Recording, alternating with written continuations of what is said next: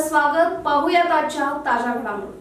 शमनेवाडी येथील श्री जय जिनेंद्र सोहास सहकारी संस्थेचा 34वा वर्धापन दिन व वार्षिक सर्वसाधारण सभा शनिवार दिनांक 7 रोजी संस्थेच्या सभागृहात अध्यक्ष बाबासाहेब खोत यांच्या अध्यक्षतेखाली पार पडले.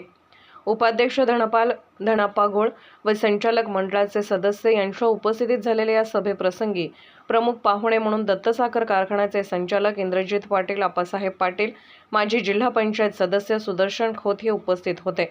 संस्थेच्या वर्धापन दिनानिमित्त अध्यक्ष व मान्यवरांच्या हस्ते लक्ष्मी सरस्वती व ग्रामदेवताचे फोटोपूजन करण्यात आले.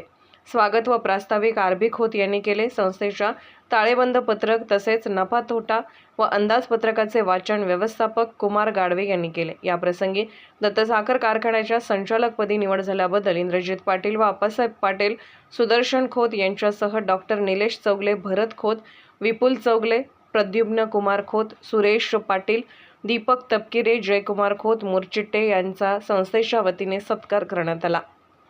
अहवाल करताना अध्यक्ष बाबासाहेब खोत म्हणाले, संस्थेचे एकूण 1365 सभासद असून शेअर भांडवल 49,17,400 आहे. ठेवी 26,07,56,000 असून निधी 8,12,35,000 तसेच गुंतवणूक 13,35,68,000 आहे.